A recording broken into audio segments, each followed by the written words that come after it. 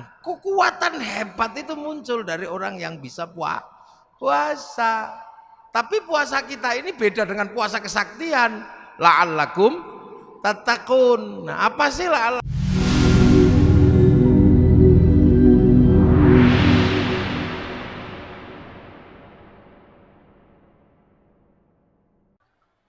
Alhamdulillah kita ini masih punya pelajaran dari pelajaran yang paling tua yang diberikan Allah kepada manusia. Jadi bulan puasa ini adalah pelajaran lama yang selalu diajarkan kepada manusia. Makanya Allah menyatakan dalam firman-Nya, kama kutiba 'alal ladzina min qablikum, seperti orang dulu aku wajibkan puasa. Jadi yang puasa itu bukan cuma generasi kita, orang dulu juga disuruh puasa. Nabi Adam puasa dikenal dengan nama Ayyamul Bid sama Ayyamus Sud, hari terang, tanggal 13, 14, 15 rembulan, 27, 28, 29 rembulan. Nabi Idris diajari puasa, tapi tidak bernyawa makanannya, mutih kalau orang sekarang. Nabi Nuh motong kayu sampai membuat kayu dalam keadaan puasa. Nabi Ibrahim puasa. Nabi Musa naik ke Gunung Tursina puasa. Nabi Dawud sehari puasa, sehari tidak. Nabi Isa puasa. Nabi Muhammad dan umatnya juga disuruh puasa. Makanya karena puasa ini peribadatan kuno, kama kutiba 'alal ladzina min qablikum, maka hampir seluruh manusia mengenal puasa. Dan puasa ini ternyata tidak cuma orang Islam yang menjalankan. Jadi puasa ini ternyata karena puasa ini peribadatan lama, maka tidak cuma umat Islam yang puasa. Agama kuno namanya Zoroaster, punya Tuhan dua, Ahriman sama Ahura Mazda. Nabinya namanya Zarathustra, ajarannya nihilisme, itu juga puasa. Tuhan terang Ahriman ini kalau kelahi sama Tuhan gelap, kalau Tuhan terang itu menang, maka terjadi gerhana bulan. Orang Zoroaster puasa 3 bulan. Kalau Tuhan terang yang kalah, gerhana matahari, puasa 3 bulan. Nah, orang Zoroaster ini punah karena terus agamanya berubah menjadi penyembah api yang di dalam Al-Quran dikenal dengan nama Majus atau Majusi, menyembah api. Orang Majusi juga punah karena Raja Majusi yang terakhir yang namanya Rustum masuk Islam karena diislamkan sama Sayyidina Ali, ngambil menantu Sayyidina Husain. Karena orang Majusi masuk Islam, maka tidak lagi menyembah api. Tapi orang Majusi menaruh api di bangunan tinggi namanya Manaro. Begitu masuk Islam, apinya dibuang, Manaronya ditaruh di depan masjid. Akhirnya masjid Persia punya Manaro. Dan seluruh kaum muslimin melihat Manaro di depan masjid itu bagus, maka kaum muslimin berlomba-lomba bikin Manaro. Yang akhirnya sampai di Indonesia bernama Menara. Itu sumbangan dari orang Majus, dari Majusi.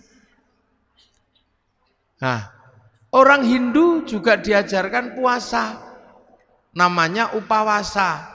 Upawasa itu enggak makan, enggak minum, enggak menyentuh perempuan. Untuk apa? Jalan menuju moksa. Karena yang terbaik dari Hindu adalah mati tanpa material, hilang raga, hilang sukma, namanya moksa. Agar bisa moksa, ibadah terakhir setelah Upanishad, setelah kabumian adalah upawasa. Enggak makan, enggak minum, dan enggak menyentuh perempuan. Nanti hilang secara material. Makanya ketika Islam datang mengajarkan Syahrul Siyam, enggak makan, enggak minum, enggak menyentuh perempuan, kok mirip seperti upawasa, maka orang Indonesia menyebutnya bulan puasa. Itu istilahnya. Orang Yahudi, orang Buddha juga diajari puasa. Kalau pengen mendapatkan penyempurnaan 8 jalan menuju nirwana, harus puasa di bawah pohon bodhi dengan pakai kain selempang dalemannya tanpa jahitan. Orang Yahudi puasa, kalau peringatan Yom Kippur juga puasa. Orang Nasrani kalau Jumat Agung sebelum Paskah juga diajarkan puasa. Jadi puasa ini adalah milik semua agama, cuman caranya berbeda-beda.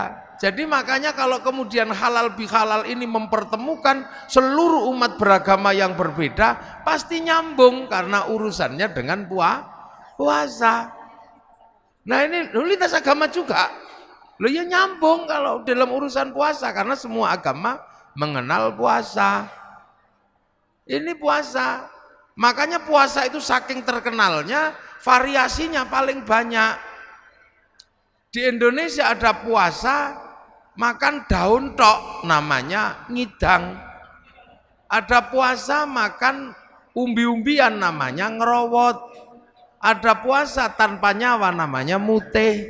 Ada puasa tidak kenyentuh matahari, namanya pati geni. Ada puasa diem, namanya bisu. Ada puasa gandul di pohon, namanya ngampret atau ngalong. Ada puasa jalan terus ngedan, itu puasa. Jadi variasinya paling banyak. Dan sejarah-sejarah besar dilewati dengan puasa. Sejarah tertulisnya Weda, sejarah tertulisnya Tripitaka, sejarah turunnya Al-Quran, itu sejarahnya orang puasa. Sang Buddha Gautama tukang tirakat, Walmiki tukang tirakat, Rasulullah juga tukang tirakat. Makanya Quran turun setelah Rasulullah naik turun Gua Hira selama 15 tahun. Syekh Abdul Qadir Al-Jilani Ma'rifatullah setelah 25 tahun puasa di padang pasir dibimbing Syekh Mubarak Al-Madzumi. Sunan Kalijaga menjadi wali setelah puasa 3 tahun. Baca ya hayu ya qayyum walaupun keliru ya kayuku ya kayumu. Ya, Saridin jadi wali setelah puasa 3 tahun. Baca Allahu Akbar walaupun keliru lawa bubar. Jadi sejarah besarnya ini orang puasa. Mbah Manap Lirboyo pengen mendirikan pondok pesantren Lirboyo, puasa ngerowot 56 tahun, makan uwi. Sampai akhirnya uwinya hilang karena dimakan genderuwo. Akhirnya sama Mbah Manap uwinya diganti gadung. Akhirnya genderuwonya makan gadung. Begitu genderuwo makan gadung jam 12 malam, genderuwonya mabuk. Ana makan genderuwo, makan itu pondok Lirboyo ambruk. Maka dikasih minum minyak jarak. Lah akhirnya genderuwonya sadar terus punya tugas santri sebagai tukang ngisi jeding, nyenggot namanya. Makanya Lirboyo itu dulu kalau malam suka ada kriat-kriut itu genderuwo nyenggot. Nah sekarang genderuwonya pensiun karena Lirboyo sudah punya sanyo. Mbah Hasyim Asy'ari mendirikan NU, puasa 3 tahun dari hulu sungai Brantas sampai hilir baca surat Kahfi. Terus tiap malam gak pernah tidur, ngatamkan surat At-Taubah 41 kali, surat Kahfi 41 kali dalam 2 rakaat sholat hajat. Makanya kalau NU jadi gede ya nggak masalah, wong tirakatnya besar. Maka penumpang NU itu macam-macam. Yang sholatnya rajin ya numpang, yang setahun sekali ya numpang, kadang Bandar Dadu ya numpang. Itu NU apa aja numpang. Makanya tapi karena kendaraan besar jalannya pelan, nggak bisa was-wes gitu. Makanya NU sering disalib kendaraan kecil-kecil, wes gitu, tapi penumpangnya kecil. Yang naik yang cingkrang tok gitu. Yang naik yang jenggoten tok, yang nggak jenggoten nggak boleh naik. Tapi karena larinya cepet, was-wes sering nabrak, dikit-dikit tabrakan bruk, nabrak sapi, bruk, nabrak apa gitu. Lah NU biasa. Ya, Ki Gede Pemanahan ketika pengen membangun Alas Mentao disuruh puasa 20 tahun sama Sunan Kalijaga. Akhirnya puasa di Bang Lampir Gunung Kidul, pantat bekas puasanya sampai batunya dekok. Punya anak Danang Sutawijaya mbubak Alas Mentao, mendirikan Mataram 1758 dipecah oleh Belanda jadi Jogja sama Solo jadi Giyanti. Akhirnya Jogja jadi Amangkubuanan Pakualaman, Solo Mangkunegaran Kasunanan. Ki Ageng Pengging pengen punya anak jadi raja, puasa 7 tahun, lahir Joko Tingkir. Gitu. Nah calon Raja Mataram nggak mau jadi raja, namanya Bagus Harun. Karena pengen melahirkan anak jadi raja tapi alim. Maka Bagus Harun keluar dari kerajaan, puasa di daerah Pagotan Ponorogo, belakang pabrik gula. Tirakat di samping sumur. Sumur yang dipuasani naik airnya 7 meter pas 27 Ramadan. Oh aku untuk Lailatul Qadar. Karena sumur yang menghasilkan Lailatul Qadar, maka sumurnya disebut sumur Sewu Wulan. Orang sekarang menyebutnya Sewulan, maka kampungnya dikenal dengan kampung Sewulan. Raden Bagus Harun punya anak, guanasnya luar biasa, perempuan, fatayat. Enggak ada yang berani nikahi dia saking kerasnya, sampai dikenal dengan nama Nyi Ageng Alap. Enggak ada yang berani nikah, dinikahi Raden Santri, punya anak Mbah Maktum, lahir punya anak Mbah Maklum, Mbah Tafsiran, ada Mbah Kolyub, ada Mbah Ilyas, nikah punya anak Mbah Nafiqoh, perempuan galaknya luar biasa.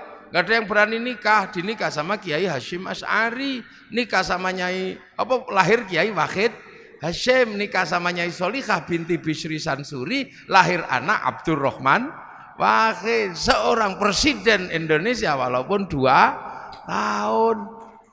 Nah, ini tirakat semua mboknya itu dulu.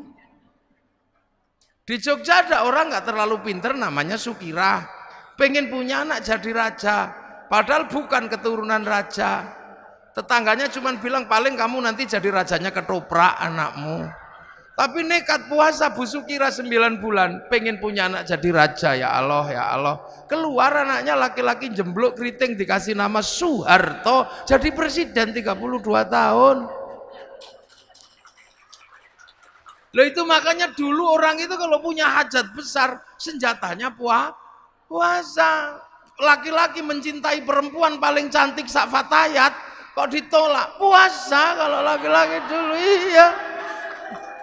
Masuk masjid baca ya Rahmanu ya Rahim 7 hari 7 malam, I love you. Kalau nggak percaya dibalik, perempuan mencintai laki-laki paling ganteng, puasa baca ya Rahmanu ya Rahim. Kalau nggak santri cari pohon besar, bacanya Sunan Mata Kaji Hajiku Jaran goyang tak goyang ya I love you. Loh itu puasa. Jadi puasa itu menghasilkan energi yang aneh. Orang pengen kuat, puasa baca la haula wala quwata illa billah. Tapi juga bisa kuat baca Sunan Mata Kaji Hajiku Bandung Bondo puasa. Pengen kaya, puasa bisa, ya Fatahu ya Rozak sholat duha. Kalau nggak mau ya Fatahu ya Rozak, puasa di Gunung Kawi, pulang ya kaya. Nggak puasa. Loh makanya puasa ini punya energi yang universal. Tidak perlu Islam, tidak perlu baik, seperti yang dinyatakan oleh Yai Said. Hikmah itu tidak pandang bulu, dan puasa itu mampu melahirkan hikmah tersendiri. Dukun santet kalau puasanya kuat, santetnya juga teksek dia. Makanya ini puasa. Dulu nenek moyang kita hobinya puasa, dan yang ngerti puasa bukan cuma manusia, ayam juga ngerti puasa. Ayam itu kalau mau neteskan telurnya puasa 21 hari. Telurnya netes. Ulat kalau mau terbang jadi kupu-kupu puasa jadi kepompong. Nanti terbang jadi kupu-kupu. Ular kalau mau ganti kulit puasa 41 hari. Mudah-mudahan puasa kita seperti puasa ulet. Habis puasa terbang jadi kupu-kupu. Jangan kayak puasanya ular. Habis keluar ular lagi. Habis ganti kulit ular lagi. Nenek moyang kita kuat-kuat dulu. Iya kuat-kuat, bisanya cuman semelai Rahman Rahim, tapi sakit gigi sembuh.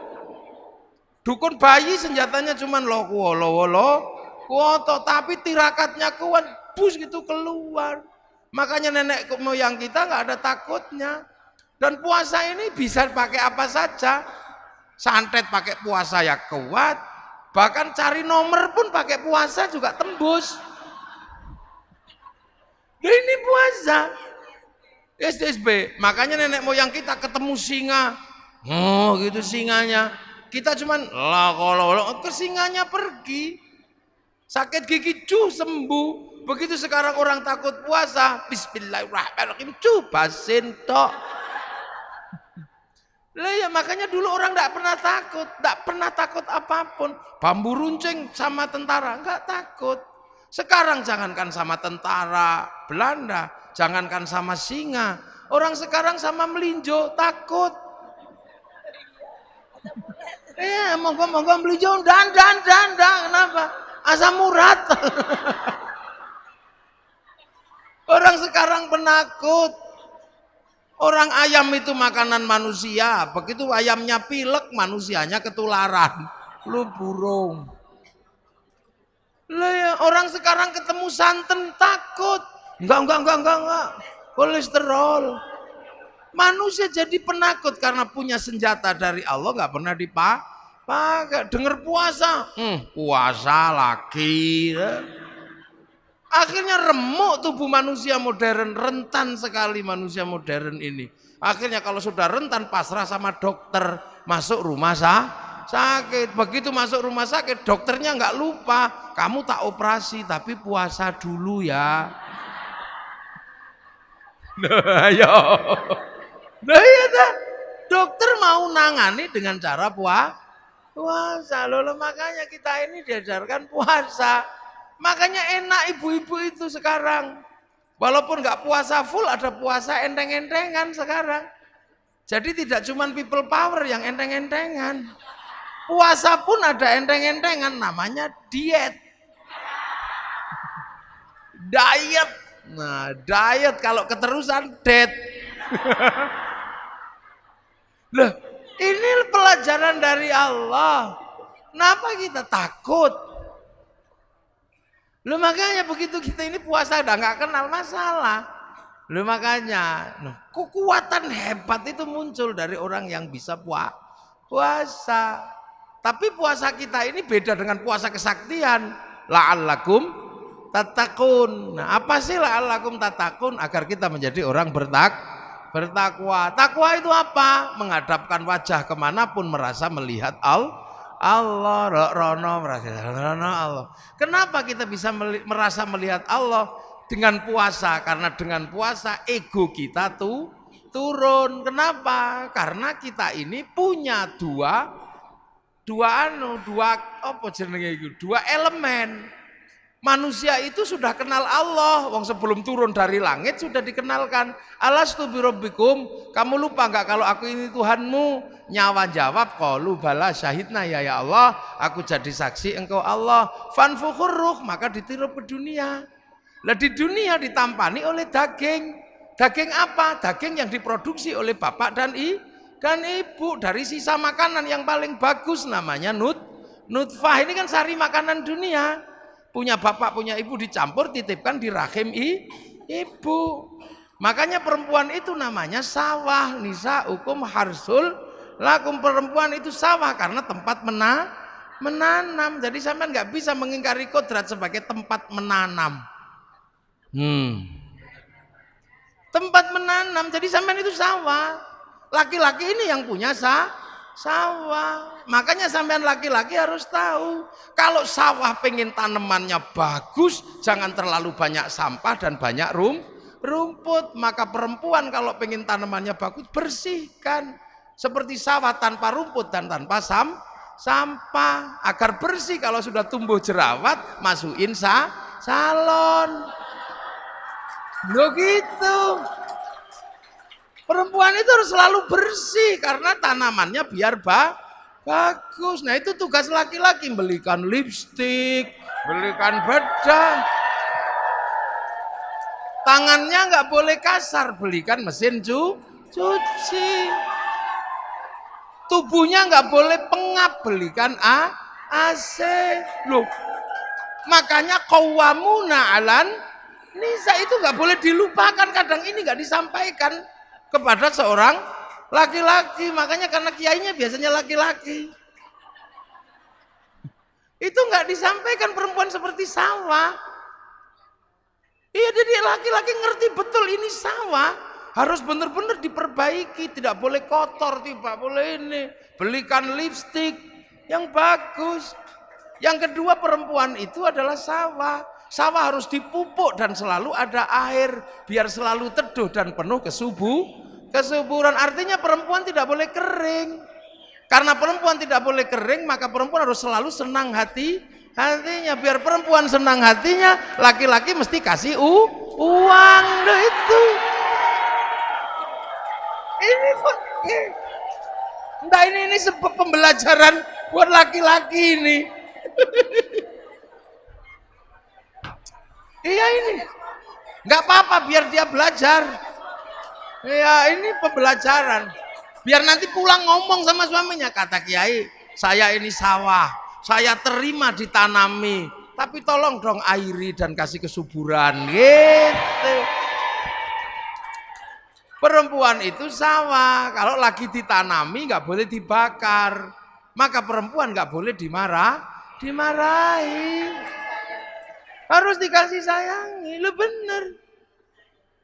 Lo iya, kalau perempuan dimarahi emosi. Kalau emosi jantungnya ini di bawah payudara, jantungnya panas, payudaranya mendidih. Air susu nih ibarat santan blondo, diminum bayi beler.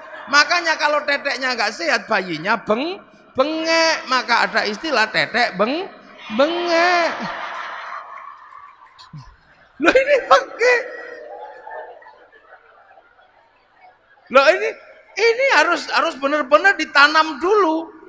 Karena kalau ini tidak selesai, maka urusan yang lain tidak selesai. Karena tanaman ini yang menentukan masa depan bangsa. Almar'atu imadul bilad. Idza saluhat saluhal bilad. Idza fasadat fasadal. Perempuan ini tiang negara karena melahirkan anak. Lah, anak itu adalah kelanjutan estafeta manusia memikul bangsa dan negara. Nanemnya harus kuat, maka sawahnya harus subur. Maka kalau dimarahi biasa aja laki-laki itu. Laki-laki nggak boleh marah, kalau perempuan marah biasa. Iya. Lah iya, marahnya perempuan itu kan buang sampah. Dan laki-laki itu tempat sampah. Makanya kalau sampah lagi dibuang, tempat sampahnya jangan ditutup. Kalau ditutup sampahnya dibuang ke tetangga. Kita pusing WA-an sama tetangga. Karena ternyata laki-laki itu lebih mencintai istrinya daripada anaknya.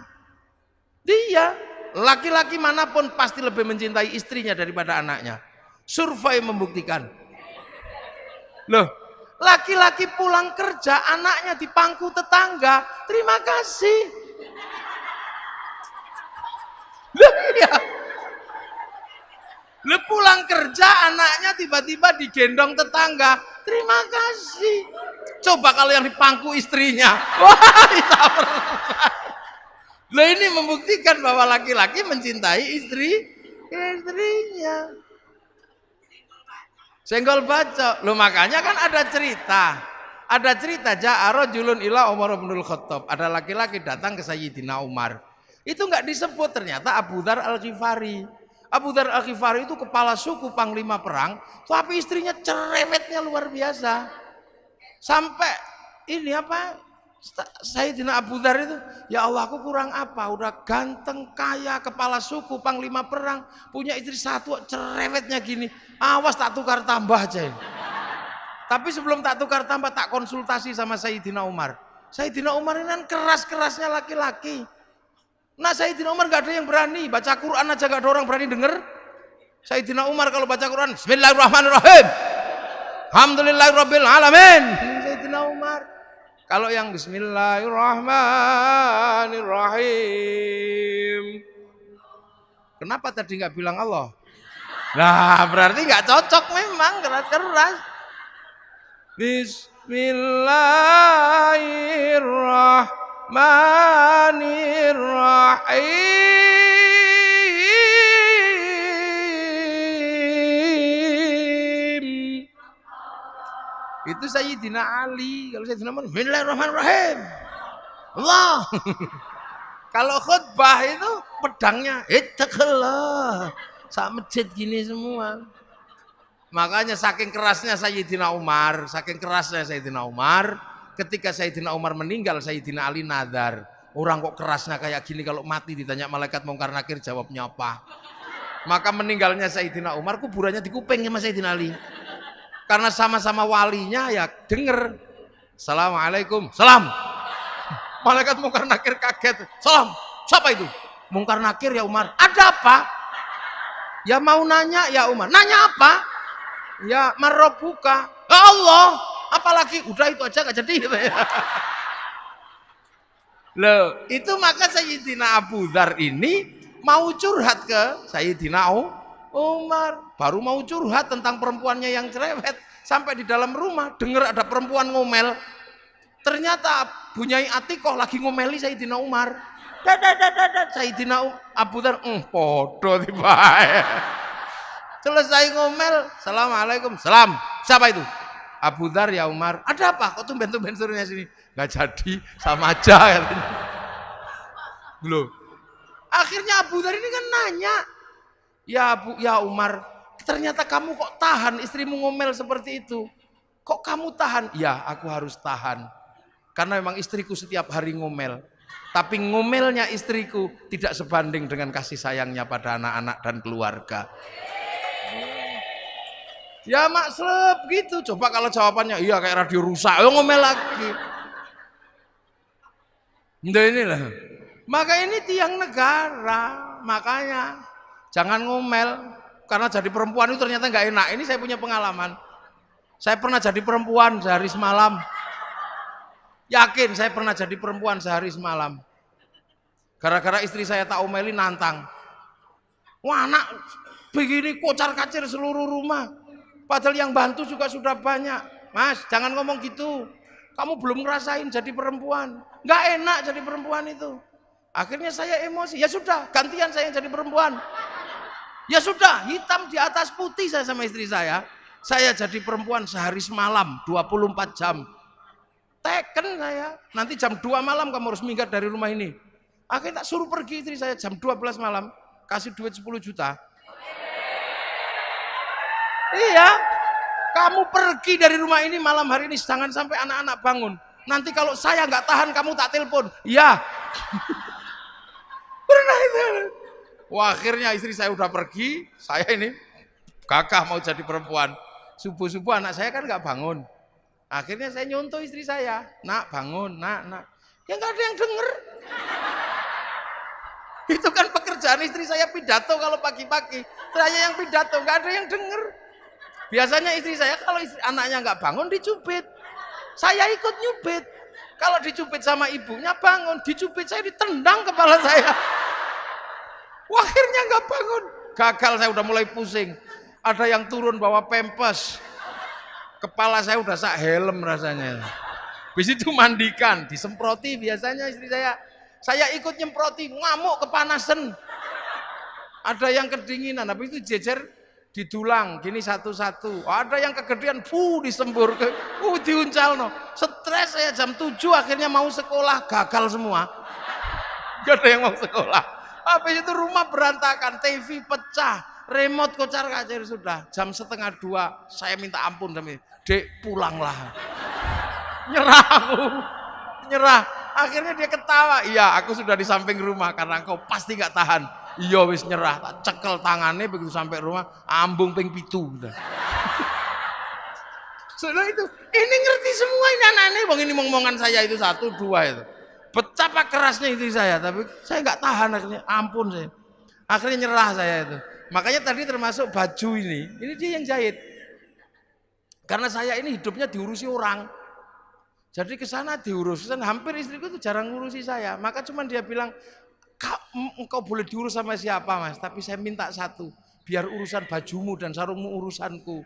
Biar nanti kalau engkau masuk surga aku tak bisa gandol katanya. Mana itu aja. Karena itu aja dia minta. Akhirnya ini sarung, ini dia yang jahit. Saya baru ngerti ternyata yang dijahit itu apa? Selimut. Jadi kemarin waktu di hotel baru tak samain gini, sama ternyata kainnya.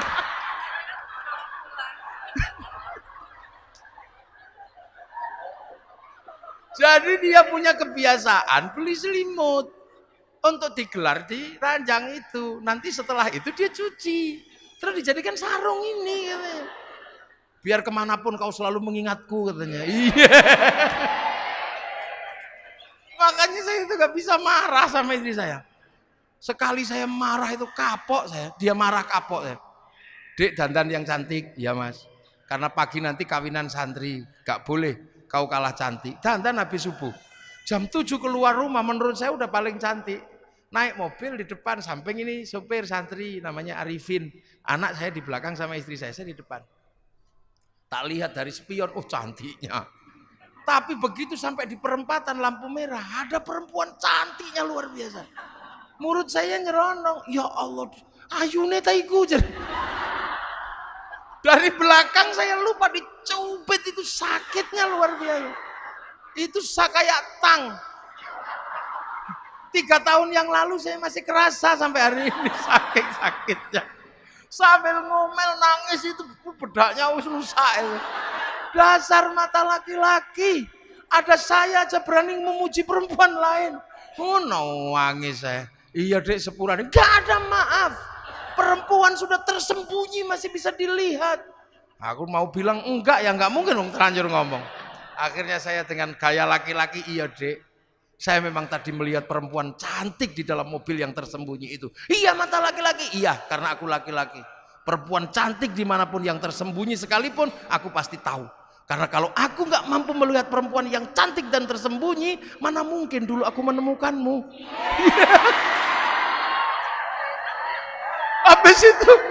Habis itu kendor ini. Loh iya. Coba kalau nanti nggak percaya tanya sama istri saya itu benar-benar terjadi ini. Jadi jangan sampai perempuan itu marah karena nggak boleh dibakar hatinya. Karena ini generasi berikutnya tergantung perempuan. Maka Allah itu kasih berkah kepada perempuan itu beda dengan laki-laki. Karena perempuan itu menumbuhkan generasi. Perempuan salaman sama suaminya cium tangan dapat pahalanya Hajar Aswad. Laki-laki cuma salaman tekor. Perempuan tidur di samping suaminya dapat pahala sholat di depan Ka'bah. Laki-laki cuma dapat pahala tidur aja. Makanya nanti kalau pulang cari Hajar Aswadnya ya. Lo kok Hajar Aswadku panun. Lihat hamil itu melangkah 1 langkah dapat pahalanya jihad fisabilillah. Makan siang dihitung puasa, tidur malam dihitung tahajud, menyusui 1 cecepan pahalanya 100. Kalau anaknya daplek sampai 6 tahun berapa pahalanya? Loh Allah kasih. Makanya perempuan itu berkahnya tidak habis. Habis. 1 elusan perempuan terhadap anaknya semiliar saraf kebaikan bangkit. Loh ini yang tidak, laki-laki nggak memiliki itu. Laki-laki harus perang beneran. Laki-laki harus kelahi beneran baru dapat jihad. Kalau perempuan enak. Makanya perempuan ini dipersiapkan oleh Allah untuk menjadi tulang punggung masa depan bangsa, dan Fatayat berada di situ. Maka Fatayat tidak boleh lupa ini harus dibangun secara baik, diperlakukan dengan baik. Ya, tidak boleh ada kekerasan, tidak boleh ada penghinaan, karena dari sinilah akan lahir generasi-generasi yang akan menjadi baik buruknya bangsa. Loh itu maka saya paling tidak suka kalau ada laki-laki kejam dikit sama perempuan. Tak tempiling benti sama saya. Dia salah, pasti imamnya dulu yang salah. Wong pemimpinnya dulu, sopirnya belok, biasanya penumpangnya ikut belok. Loh, kok tekan wong wedok ini. Nah, kita balik lagi puasa. Nah, puasa itu menjadi kuat. Kenapa? Karena manusia punya ruhani. Nah, jasmani ini harus ditahan kekuatan kekuatannya. Kalau kekuatan jasmani ini sudah ditahan, ruhaninya online. Ego manusia turun, ruhaninya bangkit. Kalau ruhani bangkit kemanapun akan melihat Allah. Contoh, ego yang masih tinggi nggak bisa lihat Allah. Perempuan gendut gitu, laki-laki langsung bilang, wah, dream itu. Nah, nyawa kita yang di dalam merekam. Karena manusia itu sebenarnya punya titipannya nyawa, persis seperti padi, persis seperti pisang. Pisang itu punya titipan pisang yang harus dikelola oleh pohon pisang. Beras itu tergantung pohon padi. Sama seperti syuting itu. Syuting itu hidup untuk tengok saya sana sini. Itu kasihkan bekal namanya memori. Nanti setelah ngerekam saya, syutingnya dibanting, nggak masalah. Yang penting memorinya masih ada. Beras juga sama, walaupun nanti pohon padinya nggak ada, selagi berasnya masih ada, masuk laboratorium rekamannya ada organik atau bukan organik. Manusia juga nanti jasadnya ini sama, pergi. Tapi kalau nyawanya kembali pada Allah, rekamannya juga masih ada. Nah, tugas jasad ini memberikan rekaman yang baik. Kalau egonya tinggi, rekamannya pasti jelek. Istri gendut gitu, drem, rekamnya drem. Tapi kalau egonya sudah turun, rekamannya pasti bagus. Istri gendut, alhamdulillah, istriku gendut, nggak tak kasih makan seminggu juga masih hidup. Rekamannya Allah. Nah, iya, sendal hilang gitu. Kalau egonya tinggi, oh kambing ini. Akhirnya yang direkam adalah kambing. Tapi kalau egonya turun, sandalnya hilang, masya Allah. Akhirnya direkam masya Allah. Berarti begitu besok rekamannya dikembalikan pada Allah. Loh, kok ada kambingnya? Karena pernah rekam kambing dipanggil, Beng, kok kamu ada dalam rekaman hati orang ini? Ya Allah, dia mitnah saya nyuri sendal. Padahal kan dia tahu nggak ada kambing nyuri sendal. Saya nggak terima, neraka.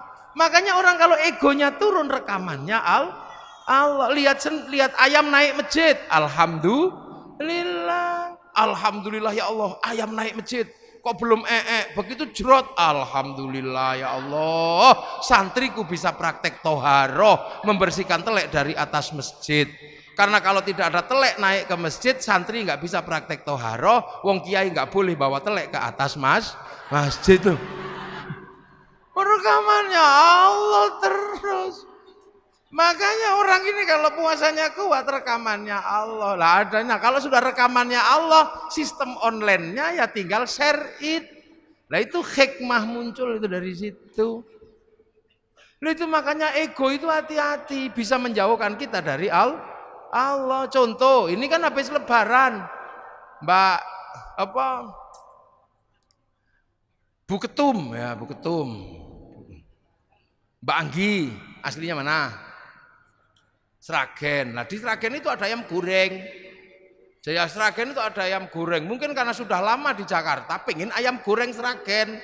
Sampai rumah karena liburan nggak ada ayam goreng itu. Karena nggak ada ayam goreng maka merindukan ayam goreng Sragen. Saking kangennya kemana-mana bayangkan ayam goreng aja ngiler.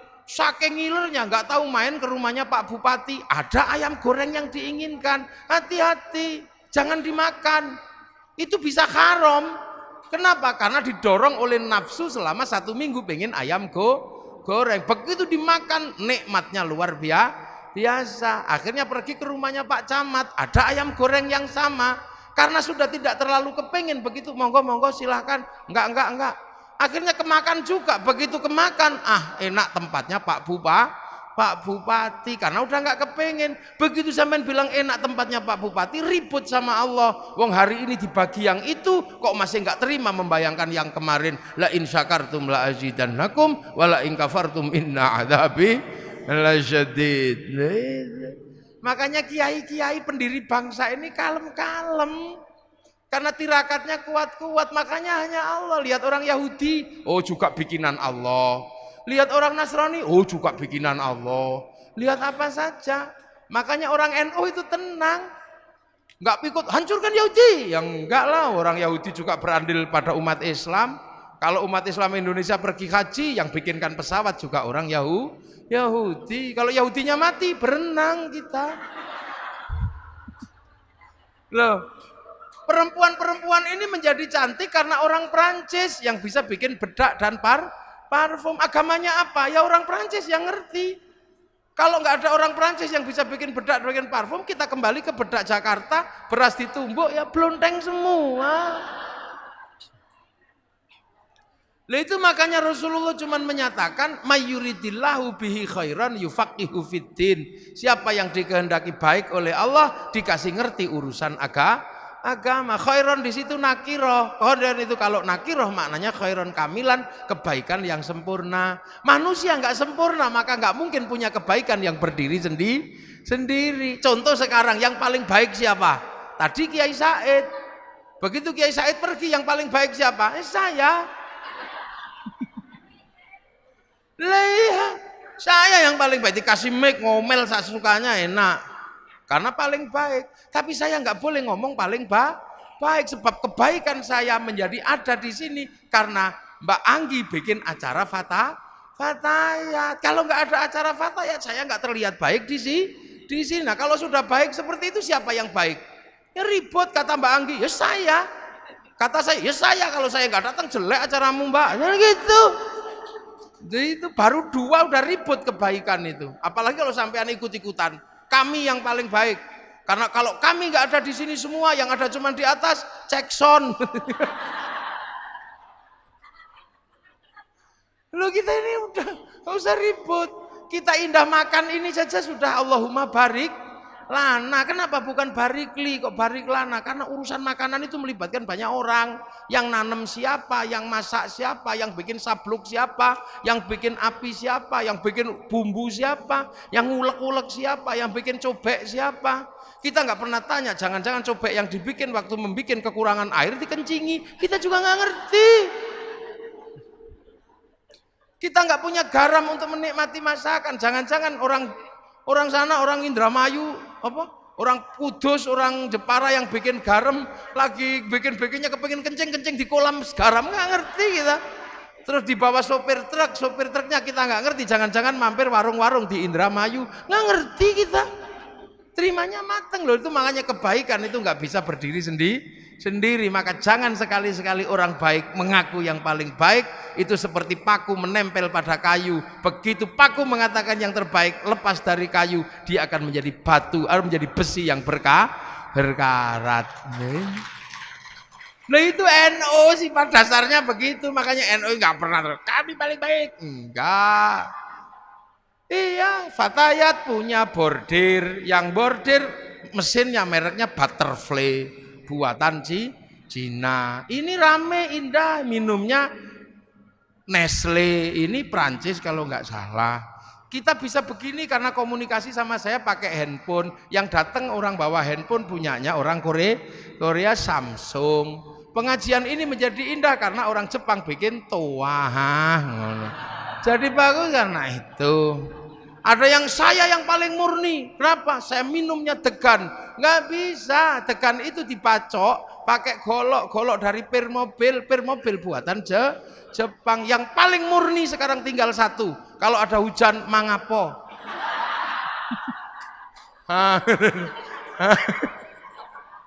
Loh, sifat dasar NU dan Kiai itu seperti itu. Maka jangan salah paham. Hancurkan Yahudi, renang kita. Wong Pak Habibie suruh bikin pesawat gak jadi-jadi. Wong namanya tetuko, sing teko ra tuku-tuku, sing tuku ra teko-teko. Ya itulah makanya halal bihalal ini sesungguhnya adalah wujud dari kehidupan kita yang nggak bisa berdiri sendiri. Itu loh, ada orang mana.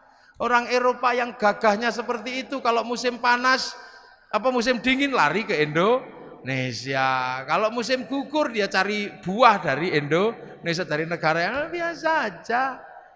Jadi nah inilah kehidupan kita, mudah-mudahan halal bihalal kita kali ini menjadi warna baru bahwa kehidupan manusia adalah kehidupan bersama yang nggak mungkin dipisah-pisah, bahwa kebersamaan itu tercermin dari Indonesia dan berhasil dengan cara seperti ini. Hasilnya apa? Arab satu bangsa pecah jadi puluhan negara, Eropa satu bangsa pecah puluhan negara, kita puluhan bangsa mampu bersatu dalam satu negara kesatuan Republik Indonesia. Demikian yang bisa saya sampaikan, semoga ada manfaatnya. Assalamualaikum warahmatullahi wabarakatuh.